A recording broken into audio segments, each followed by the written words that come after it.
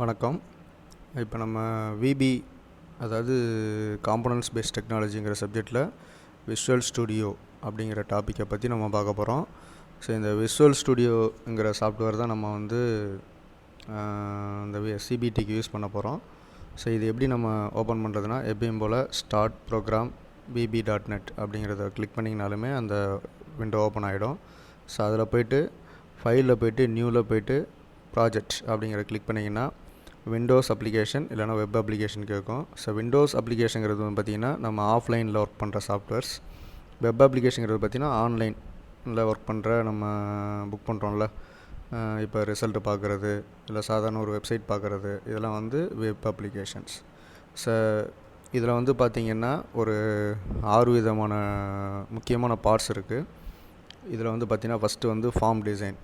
So இந்த form டிசைனுங்கிறது வந்து பார்த்திங்கன்னா டூல்ஸ் பாக்ஸ் அப்படிங்கிறத வச்சுட்டு நம்ம அந்த டூல்ஸ் பாக்ஸில் இருக்கிறத எல்லா டூலையும் எடுத்து இந்த ஃபார்ம் டிசைனில் வைக்கலாம். டிசைனிங் அதாவது ஒரு பேஜை டிசைன் பண்ணுறது, இந்த பேஜில் எப்படிலாம் வரணும் அப்படிங்கிறத டிசைன் பண்ணுறது. ஸோ அடுத்து வந்து டூல்ஸ் பாக்ஸ். இந்த டூல்ஸ் பாக்ஸுங்கிறது பார்த்திங்கன்னா நம்ம சாதாரணமாக டூல்ஸ் பாக்ஸுங்கிறதுனா இந்த நெட்டு போல்ட்டெல்லாம் கழட்டுறதுக்கெலாம் யூஸ் ஆகும்ல. சரி, அதே மாதிரி இங்கே நம்ம இந்த ஃபார்ம் டிசைனை வந்து டிசைன் பண்ணுறதுக்கு தேவையான டூல்ஸ் எல்லாம் இந்த டூல்ஸில் இருக்கும். என்னென்ன டூல்ஸ்னால், எக்ஸாம்பிளுக்கு வந்து பார்த்திங்கன்னா பட்டன், லேபிள்ஸ் இந்த மாதிரி இருக்கும். So property window.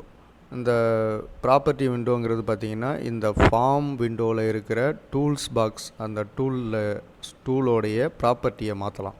என்ன ப்ராப்பர்ட்டினா அதனுடைய சைஸு, அதனுடைய கலரு, அதனுடைய வித்து எல்லாத்தையும் மாற்றிக்கலாம்.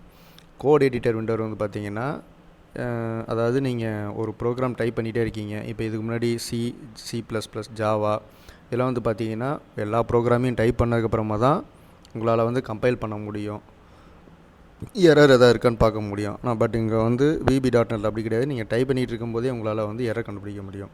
ஸோ அதான் வந்து கோட் எடிட்டர் விண்டோ. ஸோ அடுத்து வந்து பார்த்திங்கன்னா சொல்யூஷன் எக்ஸ்ப்ளோரர். சொல்யூஷன் எக்ஸ்ப்ளோரர் வந்து பார்த்திங்கன்னா ஏற்கனவே நிறையா வெப் அப்ளிகேஷன் அதாவது விண்டோஸ் அப்ளிகேஷன் ஓப்பன் ஆகிருக்கும். ஸோ இதில் நீங்கள் என்ன அப்ளிகேஷனை வந்து கரண்ட் ஆக்டிவில் இருக்குது அப்படிங்கிறது தான் இந்த சொல்யூஷன் எக்ஸ்ப்ளோரர் இருக்கும். சர்வர் எக்ஸ்ப்ளோரருங்கிறது பார்த்திங்கன்னா நீங்கள் டேட்டா பேஸ், இந்த டேட்டா லிங்க்கு, ஒரு டேபிள்லேருந்து இன்னொரு டேபிளுக்கு வந்து டேட்டா லிங்க்லாம் எடுத்து கொண்டு போய் கொடுக்குறதுக்கு வந்து இந்த சர்வர் எக்ஸ்ப்ளோரர் யூஸ் ஆகுது. ஸோ அடுத்து வந்து பார்த்திங்கன்னா சிஸ்டம் ரெக்குயர்மெண்ட்ஸ். இந்த விஷுவல் ஸ்டுடியோவை இன்ஸ்டால் பண்ணுறதுக்கு என்னென்ன சிஸ்டம் ரெக்குயர்மெண்ட்ஸ், அதாவது நம்ம சிஸ்டத்தில் எப்படிலாம் எவ்வளோ ரெக்குயர்மெண்ட் தேவைப்படுது அப்படிங்கிறத பற்றி தான். ஸோ இதில் வந்து பார்த்திங்கன்னா என்ன சாஃப்ட்வேர் போட்டிருக்கணும் அதுக்கு அப்படின்னு பார்த்திங்கன்னா OS அப்படின்னு பார்த்திங்கன்னா விண்டோஸ் 2000 XP சர்வர் இதெல்லாம் யூஸ் ஆகுது. ஹார்ட்வேரில் வந்து பார்த்திங்கன்னா 1 GB RAM கண்டிப்பாக இருக்கணும், அதுக்கு கீழே இருக்கக்கூடாது. ஸோ அடுத்து வந்து பார்த்திங்கன்னா வெர்ஷன். இதில் என்னென்ன வெர்ஷன் இருக்குங்கிற பாருங்கள். ஸ்டாண்டர்ட் எடிஷன் இதுதான் வந்து ஃபஸ்ட்டு வந்த எடிஷன், அதாவது விஷுவல் ஸ்டுடியோ 2005. அடுத்து வந்து பார்த்திங்கன்னா ப்ரொஃபஷனல் எடிஷன் விஷுவல் ஸ்டுடியோ 2008. இதில் வந்து பார்த்திங்கன்னா SQL சர்வர், இந்த ஏற்கனவே இருக்கிறதுக்கு இதுக்கும் ஒன்று ஆட் பண்ணியிருப்பாங்க, SQL சர்வர் ஆட் பண்ணியிருக்காங்க. என்டர்பிரைஸ் எடிஷன் அப்படிங்கிறது பார்த்திங்கன்னா விஷுவல் ஸ்டுடியோ 2010. அதாவது வந்து பார்த்திங்கன்னா இது வந்து டேட்டா டைப்பு, ரிப்போர்ட்டு எல்லாத்தையுமே இதிலேருந்து எடுத்துக்கலாம். ஸோ அடுத்து வந்து பார்த்திங்கன்னா டெஸ்ட்டு ப்ரொஃபஷனல் எடிஷன். ஸோ இது வந்து பார்த்திங்கன்னா விஷுவல் ஸ்டுடியோ 2011. உங்கள் புக்கில் 2010 இருக்கும், 2011 மாற்றிக்கிங்க. ஸோ இது வந்து பார்த்திங்கன்னா ஒன்லி டெஸ்டிங், அதுக்காண்டி தான் கண்டுபிடிச்சது. அடுத்து வந்து கம்யூனிட்டி எடிஷன், அது வந்து பார்த்திங்கன்னா விஷுவல் ஸ்டுடியோ 2012. எதுக்கு யூஸ் ஆகுதுன்னா மல்டிபிள் லாங்குவேஜ், நிறைய லாங்குவேஜ், அதாவது C++, ஜாவா எல்லாத்துலேயுமே இதில் கூட பண்ணிக்கலாம். எக்ஸ்ப்ரெஸ் எடிஷன் சிங்கிள் ப்ரோக்ராம், அதாவது சிங்கிள் ப்ரோக்ராமை எல்லாத்தையுமே கொண்டு வந்துடலாம். ஸோ அடுத்து வந்து பார்த்திங்கன்னா இதில் வந்து மெயினாக ஒன்று பார்த்திங்கன்னா கிளாஸ் லைப்ரரின்னு சொல்லுவாங்க. கிளாஸ் லைப்ரரியில் வந்து பார்த்திங்கன்னா நேமிங் ஸ்பேஸுங்கிறது பார்த்திங்கன்னா ஹைராரிக்கிங்கன்னா இப்போ நீங்கள் எடுத்துக்கிட்டிங்கன்னா இவங்களுடைய அப்பா அப்படின்னா முன்னாடி என்ன பண்ணுவீங்கன்னா உங்கள் பேர், உங்கள் இனிஷியலு, அது பக்கத்தில் என்ன பண்ணுவீங்கன்னா ஒரு டாட் வச்சு தான் அதுக்கப்புறம் உங்கள் பேர் வைப்பீங்க, அவங்க பேர் எழுதுவீங்க. அப்போ இது என்ன அர்த்தம்னா உங்கள் அப்பா அந்த இனிஷியலுக்கு வந்து முன்னாடி உங்கள் அப்பா இருக்காருன்னு அர்த்தம். அதே மாதிரி தான் எங்கள் ஹைரார்கி. இப்போ இங்கே எல்லாமே டாட் வச்சுருப்பாங்க, system dot collection dot array list அப்படின்னு வச்சுருந்தாங்கன்னா அப்போ என்னென்னா சிஸ்டமுக்குள்ளே கலெக்ஷனுக்குள்ளே அரே, அப்போ சிஸ்டம் தான் முன்னாடி, அதுக்கப்புறம் கலெக்ஷன், அதுக்கப்புறம் அரே லிஸ்ட். சரியாங்க, இதுதான் வந்து நேமிங் ஸ்பேஸ். அடுத்து வந்து பார்த்திங்கன்னா சிஸ்டம் நேம் ஸ்பேஸ். என்னென்னா ரூட் நேம் ஸ்பேஸ், அதாவது இதுக்கு அடுத்து இதுக்கு ரூட்டுங்கிறது அதானே ஒரு வேறு மாதிரி போயிட்டே இருக்கும், அதான் என்னது ரூட். வேல்யூ டைப், டேட்டா வந்து வேல்யூ வந்து பார்த்திங்கன்னா நீங்கள் ஸ்ட்ரெயிட்டாகவே இதில் வந்து வேல்யூவை ரெஃபர் பண்ணிக்கலாம். ரெஃபரன்ஸ் டைப்புங்கிற பார்த்தீங்கன்னா ஏதாவது ஒரு டேட்டாவுக்கு வந்து ரெஃபரன்ஸ் பண்ணுவீங்க. அடுத்து வந்து பார்த்திங்கன்னா இன்டர்ஃபேஸுங்கிற பார்த்தீங்கன்னா டிக்ளரேஷன், அதாவது ஏதாவது ஒரு வேல்யூவை நீங்கள் டிக்ளேர் பண்ணுறது தான் என்னது டிக்ளரேஷன். சரி, நெக்ஸ்ட் வந்து பார்த்திங்கன்னா .NETல முக்கியமான ஆப்ஜெக்ட்ஸ்லாம் இருக்குது. ஸோ இதில் வந்து பார்த்திங்கன்னா என்னென்ன ஆப்ஜெக்ட் வந்து பார்த்திங்கன்னா SMTP, simple mail transfer protocol. இது எதுக்கு யூஸ் ஆகுதுன்னா அதிகமான மெயில், அதாவது நிறைய மெயில் வந்து படிக்கிறதுக்கு யூஸ் ஆகுது. So POP3, post office protocol. இது வந்து பார்த்திங்கன்னா இருக்கிற எல்லா நியூஸையும் வந்து ஃபுல்லாக டவுன்லோட் செய்யும். IMAP ஆப்ஜெக்ட்டுங்கிறது வந்து பார்த்திங்கன்னா எதுக்கு யூஸ் ஆகுதுன்னா ஒரு மெசேஜை ஃபுல்லாகவும் டவுன்லோட் பண்ணிக்கலாம், இல்லைனா பார்ஷியல் எவ்வளோ நமக்கு மெசேஜ் தேவையோ அவ்வளோ டவுன்லோட் பண்ணிக்கலாம். அதுதான் IMAP ஆப்ஜெக்ட் யூஸ் ஆகுது. மெயில் மெசேஜ் ஆப்ஜெக்ட் அப்படிங்கிறது பார்த்திங்கன்னா SMTP ஆப்ஜெக்ட் வந்து SMTP ப்ரோட்டோக்கால் வந்து மெசேஜை சென்ட் பண்ணோம். அதை வந்து POP3யும் IMAP மூலிமா மெயில் வந்து நமக்கு வந்து பெறும். அப்புறம் வந்து பேஸ் ஃபில்டர் ஆப்ஜெக்ட்டுங்கிற பார்த்தீங்கன்னா நம்ம ஸ்பேம் மெசேஜ்னால் இப்போ இன்பாக்ஸில் இவ்வளோ தான் மெசேஜ் அனுப்ப முடியும், ஆனால் வந்து ஸ்பேமில் தான் வந்து பெரிய பெரிய மெசேஜில் வந்து உட்காரும். அதுதான் இந்த பேஸ் ஃபில்டர் ஆப்ஜெக்ட். NDO ஆப்ஜெக்ட்னா .NET டேட்டா ஆப்ஜெக்ட். இது வந்து பார்த்திங்கன்னா SQL கோடை வந்து ரெடியூஸ் பண்ணுது, இதுதான் இது யூஸ் ஆகுது.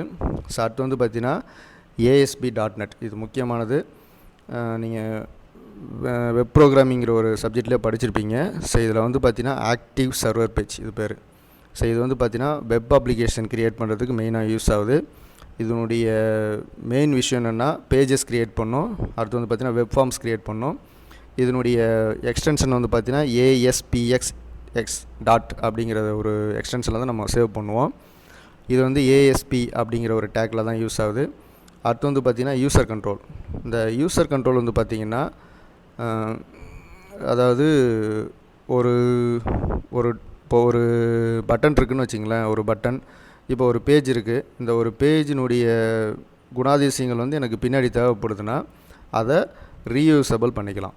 அதான் வந்து என்னது ரீயூசபிள் காம்போனன்ட். இது வந்து பார்த்திங்கன்னா ASCX அப்படிங்கிற எக்ஸ்டென்ஷனில் நம்ம சேவ் பண்ணிக்கலாம். ஸோ அடுத்து வந்து பார்த்திங்கன்னா .NET web service. So .NET web service அப்படிங்கிறது பார்த்திங்கன்னா ஒரு கிளைண்ட் வந்து இப்போ நம்ம ரிசல்ட் பார்க்குற மாதிரி தான். ரிசல்ட்னா என்னென்னா இப்போ நம்ம வந்து ஒரு ரெஜிஸ்டர் நம்பரை வந்து ரெக்வெஸ்ட் அனுப்புகிறோம் இன்டர்நெட்டுக்கு. அது என்ன பண்ணுன்னா எந்த வெப் சர்வீஸ் அதாவது எந்த வெப் சர்வீஸுக்கு அது வந்து போகும் அப்படிங்கிறத போகும். இப்போ இது வந்து .NET வெப்சைட்டு. ஸோ .NET வெப்சைட்டில் வந்து பார்த்திங்கன்னா நீங்கள் அந்த வெப்சைட்டில் போய் பார்த்தீங்கன்னா நிறையா சர்வீசஸ் இருக்குது.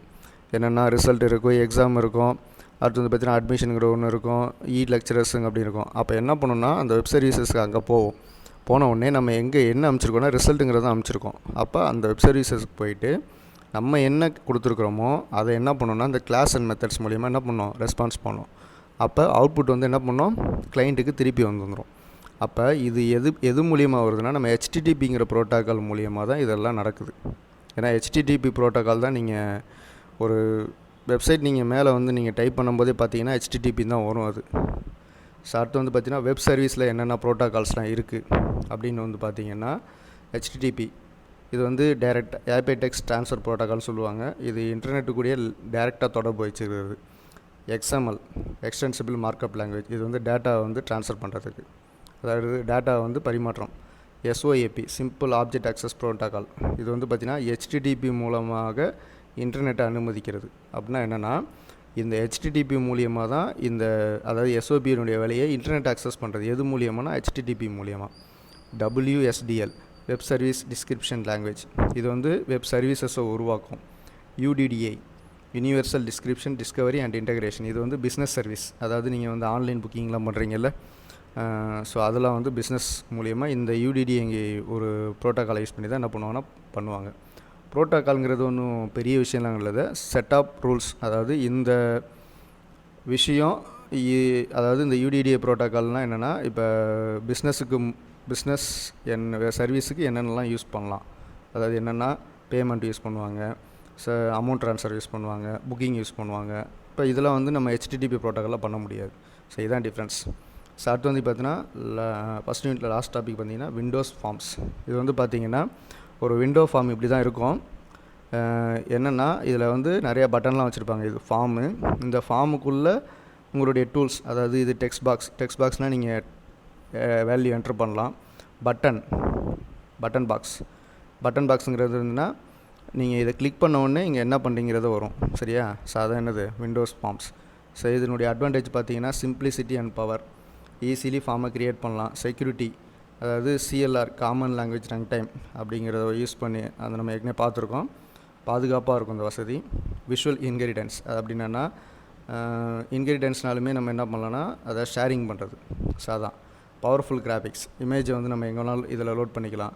வெப் சர்வீஸ் தான் இப்போ பார்த்தோம். நம்ம சர்வீஸ்னாலுமே என்னென்னா ஒரு இடத்துலேருந்து இன்னொரு இடத்துக்கு கிளைண்ட்லேருந்து ரெக்வெஸ்ட் நம்ம அனுப்புகிறது. அதான். தேங்க்யூ.